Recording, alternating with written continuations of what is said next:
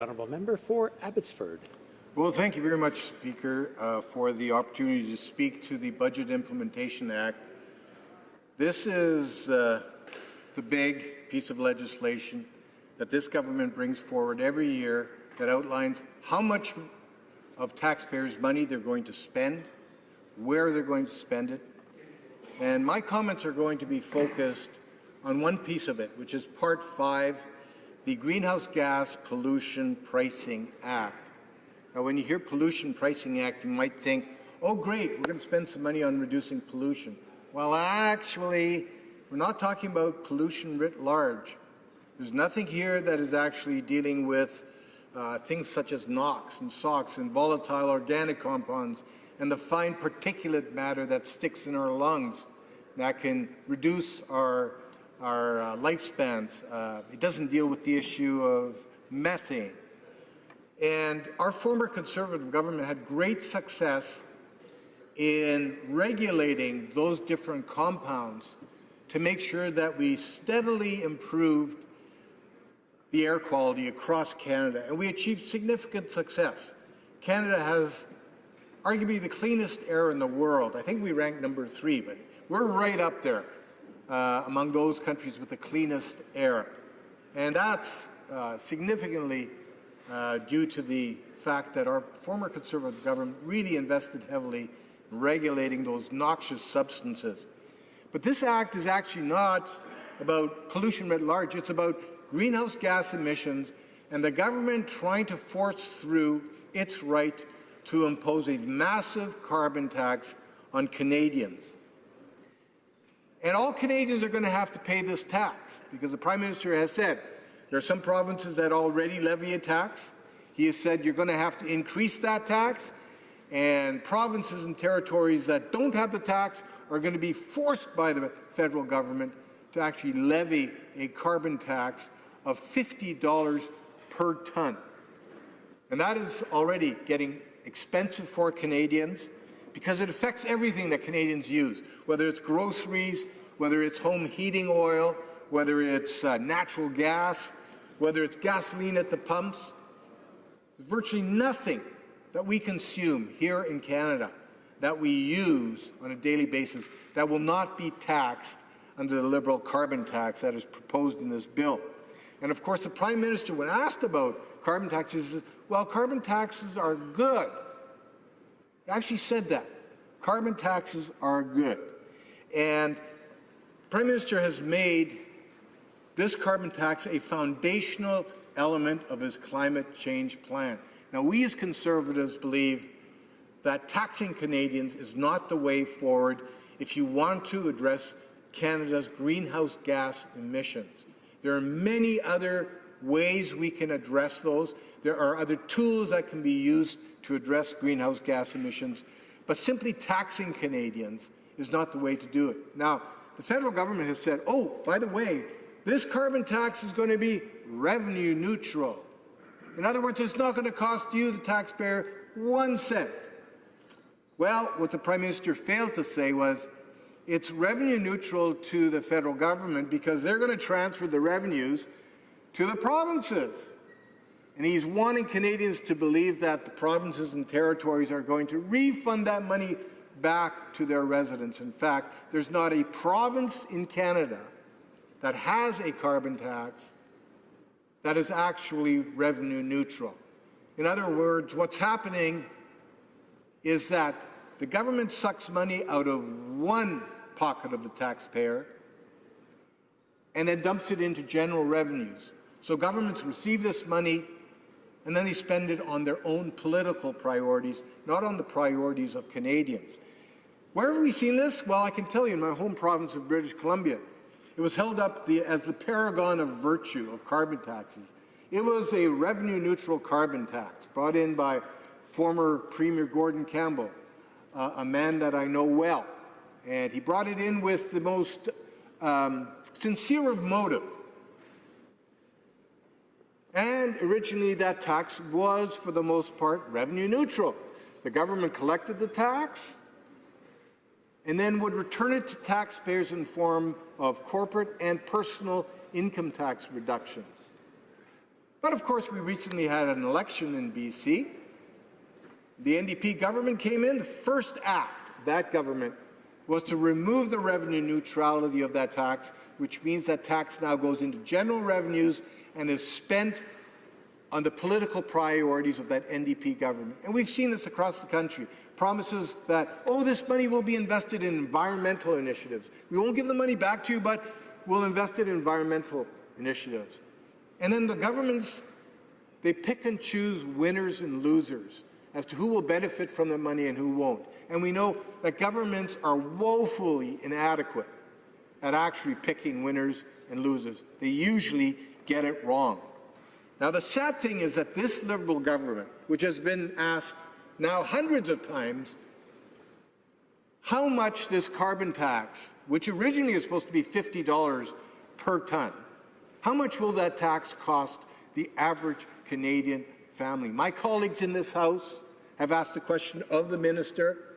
We've had different ministers at committee. We've asked them all, how much do you expect this is going to cost the average Canadian family? No answer. In fact, in one now infamous exchange, I asked the Minister of Environment, could you tell us what will this carbon tax mean for the average Canadian family? Just tell us. She refused to answer. I asked again and again and again. Finally, she said, I'll let my Deputy Minister answer the question.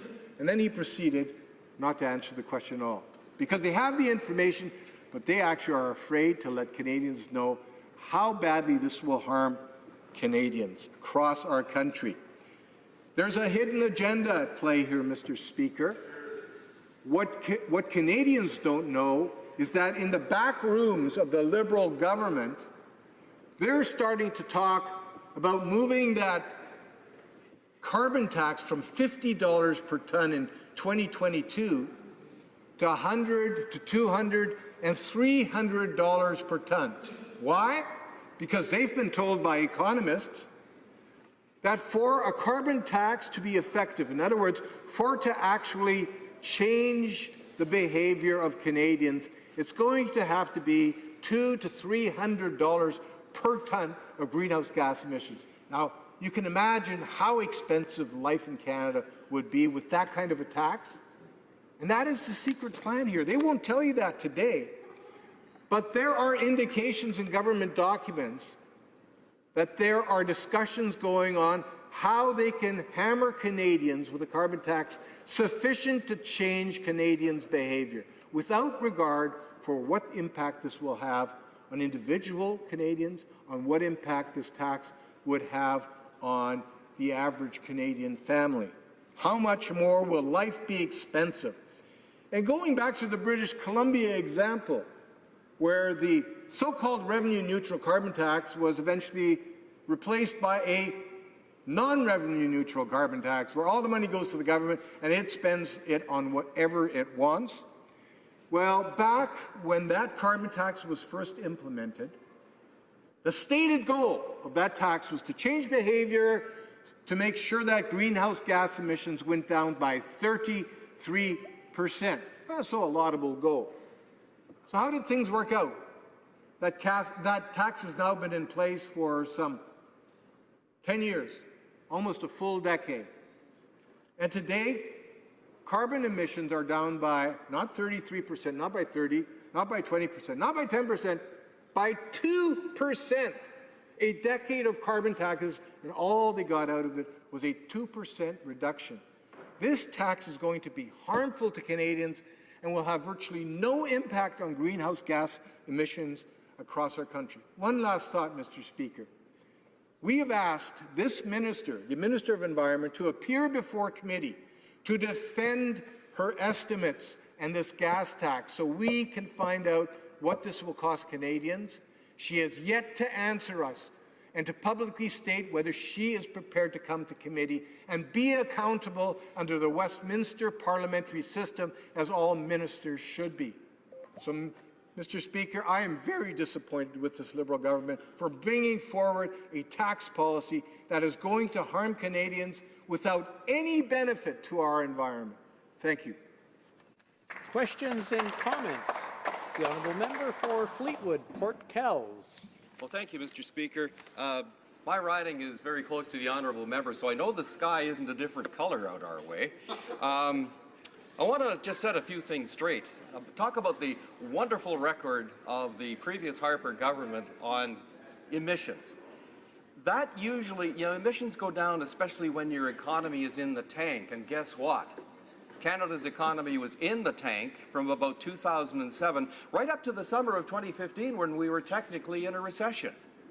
But interestingly enough, in that same period, British Columbia, with a price on carbon, had Canada's best economy, and it's continued to be one of Canada's best economies. One other thing, I don't know if my honourable friend had the opportunities that I had, but as soon as that carbon tax came in, I started using transit a lot more. And you know what? I ended up ahead. So you want the average impact on the Canadian family? If my family is average, then we're doing okay. So comments on that? I want to remind the Honourable Members to put their questions through the Speaker, not directly to each other. The Honourable Member for Abbotsford. Well, Mr. Speaker, I don't think that member is average. He earns somewhere in the order of $175,000 per year. That doesn't make him a member of the middle class that the Prime Minister wants to have others join. To think that he's average, and by the way, I go back to the question. He avoided that question, but how much did greenhouse gas emissions go down in British Columbia over nearly a decade by implementing the highest carbon tax in British Columbia of $30 per ton? 2% when it was supposed to go down by 33%.